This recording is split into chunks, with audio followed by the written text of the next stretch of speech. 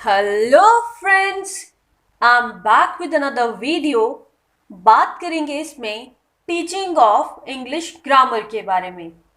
Friends, अगर आप इस चैनल पर नए आए हो तो पहले तो चैनल को सब्सक्राइब कर लें, बिकॉज मैं अक्सर आपके लिए इंफॉर्मेटिव वीडियोस लाती रहती हूँ। तो चलिए शुरुआत करते हैं इस टॉपिक की।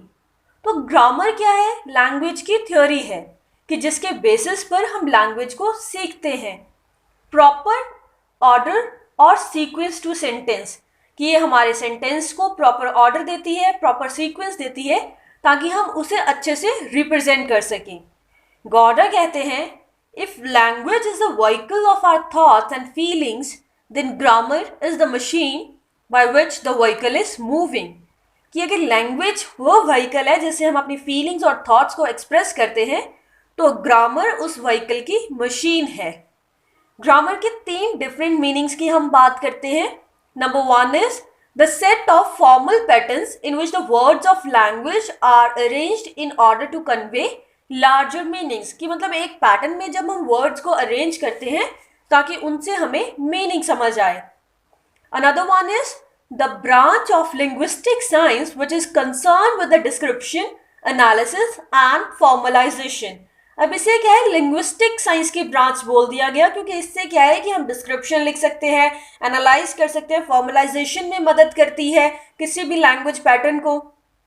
And third one is the linguistic etiquette, कि लैंग्वेज का बेस है, ये लैंग्वेज के एटिकेट्स हैं। किसी भी लैंग्वेज को समझने के लिए उसकी ग्रामर का थोड़ा बहुत पता होना बहुत ज़रूरी है। अब हम बात करेंगे कैरेक्टरिस्टिक्स ऑफ ग्रामर की।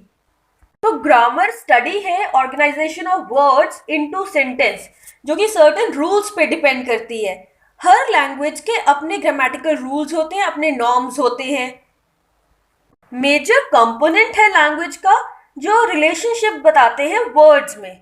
और अगर हम बात करें इंग्लिश ग्रामर की, तो ये लैटिन ग्रामर के बेसिस पर बनाई गई है। अब बात करेंगे ऑब्जेक्टिव्स ऑफ टीचिंग ग्रामर, कि क्यों हम बच्चों को ग्रामर की नॉलेज देते हैं। सबसे पहली बात आती है ताकि स्टूडेंट को लैंग्वेज के स्ट्रक्चर के बारे में पता चले, लैंग्वेज के प्रति उनमें साइंटिफिक एटीट्यूड आए, अपने आइडियाज को लॉजिकली और अच्छे तरीके से बता सके, ओरली भी और रिटन फॉर्म में भी। मेंटल एबिलिटीज उनकी डेवलप हो, अच्छे से रीजनिंग कर सकें और करेक्ट ऑब्जर्वेशन करें।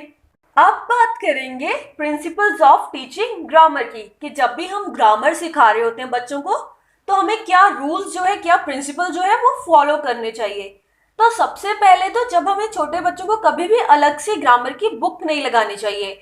Let the people unconsciously absorb grammatical items, की अनकॉन्शियसली ही वो ग्रामेटिकल आइटम सीख जाएं, ऐसा हमें कुछ करना चाहिए।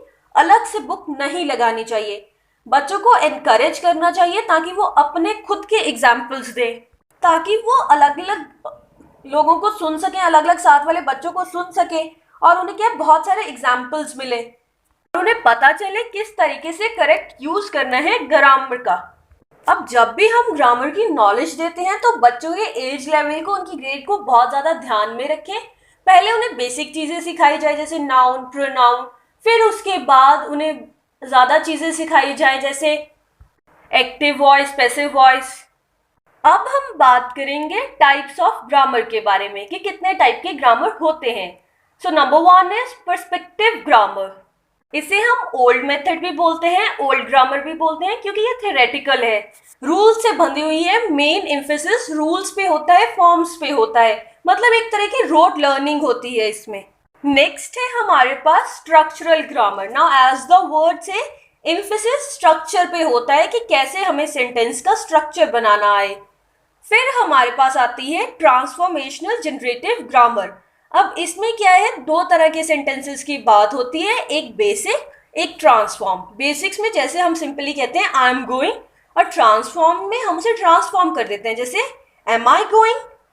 फिर हमारे पास आती है स्कॉलरली ट्रेडिशनल ग्रामर। अब जैसे वर्ड ही बता रहा है, स्कॉलरली मतलब developed by scholars of university. अब इसमें वो बिब्लियोग्राफिक रेफरेंसेस यूज करते हैं और इंग्लिश लिटरेचर की लैंग्वेज को यूज करते हैं, जो कि थोड़ी डिफिकल्ट होती है। नेक्स्ट हमारे पास आता है डिस्क्रिप्टिव और फंक्शनल ग्रामर।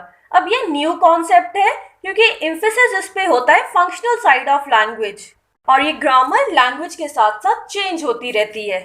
मतलब सिर्फ रूल्स पे ही बेसिक फोकस नहीं होता है, इसकी प्रैक्टिकल वैल्यू होती है, डेली लाइफ में यूटिलिटी होती है, इनफॉर्मली सिखाई जाती है, जिसकी वजह से बच्चों का इंटरेस्ट बना रहता है और ऑटोमेटिकली लर्निंग होती है लैंग्वेज की, ग्रामर की। अब हम बात करेंगे मेथड्स ऑफ टीचिंग ग्रामर की, जिसमें हमारे पास 4 मेन मेथड्स हैं। Number 1 is traditional method, informal method, incidental और को relational method, and fourth one is inductive deductive method. तो सबसे पहले अगर हम बात करें ट्रेडिशनल मेथड की, तो ये ट्रेडिशनल जैसे पहले होता था उस पे बेस है कि टेक्स्ट बुक यूज की जाती थी ग्रामर के लिए। टीचर बच्चों को कुछ डेफिनेशंस, रूल्स बताएंगे, कुछ एग्जाम्पल्स देंगे, फिर एक्सरसाइज करवाएंगे। जैसे सबसे पहले टीचर बच्चों को डेफिनेशन देंगे, a noun is the name of person, place और थिंग। फिर उसके बाद बच्चों को कुछ एग्जाम्पल्स देंगे, जैसे Chandigarh is a noun, Ram is a noun. फिर उसके बाद बच्चों को एक्सरसाइज देंगे और उनसे कहेंगे कि पता लगाओ इसमें नाउन कहाँ से है, नाउन कहाँ पर है। तो इस तरीके से ये क्या है, मेमोराइजेशन पे बेस है। बच्चे क्या है, डेफिनेशन मेमोराइज करेंगे, फिर उसके बाद एक्सरसाइज को सॉल्व करेंगे। तो इसके कुछ डीमेरिट्स भी हो सकते हैं इसी तरीके से कि रोट लर्निंग पे एम्फेसाइज करती है और बच्चों को उतना इंटरेस्ट नहीं आएगा क्योंकि मेमोराइज कर रहे हैं रूल्स और डेफिनेशंस को। नेक्स्ट हमारे पास आता है इनफॉर्मल मेथड, जहाँ पे हम ग्रामर रूल्स यूज करके नहीं बल्कि यूजेज से सिखाते हैं, कि जैसे डेली लाइफ में हम प्रैक्टिस करते हैं तो वहीं से इनफॉर्मली क्या है, सीखते हैं ग्रामर। जैसे आपने अक्सर देखा होगा कि भले ही कभी कभी बच्चों को ये ना पता चले कि सेंटेंस में क्या गलत है, लेकिन उन्हें ये पता चल जाता है कि सेंटेंस गलत है। तो वही बात है कि यूज कर करके इतना उसके बारे में नॉलेज हो चुकी है कि पता चल जाता है ग्रामर का। तो इसका मेन एम्फेसिस यही था कि कंटिन्यूसली यूज किया जाए ग्रामर वर्ड्स को, ग्रामर को while speaking, reading and writing. तो इस तरीके से ग्रामर बेहतर तरीके से सीख पाएंगे। अब इसमें भी थोड़े से डीमेरिट्स हैं, क्योंकि सारे जो वर्ड्स हैं, सारे रूल्स इस तरीके से नहीं सीखे जा सकते।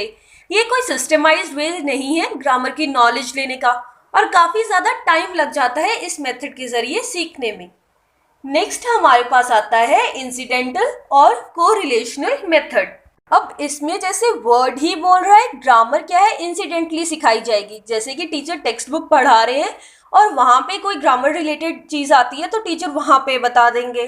किसी कंपोजिशन के वक्त कोई ग्रामर रिलेटेड चीज़ आती है तो वहाँ पे समझा देंगे। जब हम किसी भी सेंटेंस को समझा रहे होंगे तो टीचर साथ साथ में वहाँ पे ग्रामर के थोड़े बहुत रूल्स भी बता देंगे कि इसलिए ये सेंटेंस को हमने ऐसे फॉर्म किया है। इसीलिए इस मेथड को काफ़ी इफेक्टिव भी बोला गया, क्योंकि ना तो इसमें ज़्यादा टाइम लग रहा था, अलग से नहीं सीखना पड़ रहा था कुछ, और क्या है कि प्रैक्टिकल यूज़ हो रहा था ग्रामेटिकल लॉज का।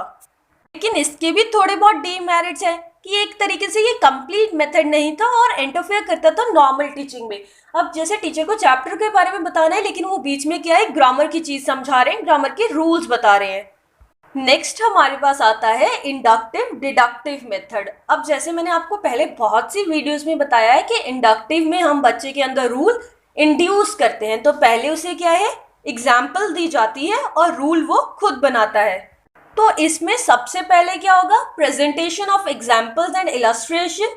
टीचर एग्जाम्पल्स देंगे, फिर उसके बाद बच्चे उसको एनालाइज करेंगे, एनालिसिस ऑफ एग्जाम्पल्स, फिर जनरलाइज करेंगे कि एक कंक्लूजन पर आएंगे, फिर उसके बाद बच्चे खुद रूल बनाएंगे और फिर उसके बाद उस रूल को वेरीफाई करेंगे। और इस सारे प्रोसेस के दौरान टीचर एक गाइड की तरह वर्क करेगा।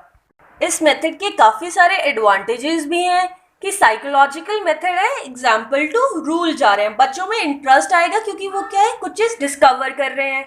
कोई मेमोराइजेशन नहीं होगी यहाँ पे, क्योंकि बच्चे क्या है, खुद रूल बना रहे हैं। बच्चे की थिंकिंग और रीजनिंग डेवलप होगी। फिर आता है हमारे पास डिडक्टिव मेथड, जिसमें डिडक्टिव में क्या होगा, टीचर पहले रूल बताएंगे, एप्लीकेशन ऑफ द रूल, फिर बच्चे उस चीज़ को प्रैक्टिस कर लेंगे टीचर के बताए हुए रूल के अनुसार।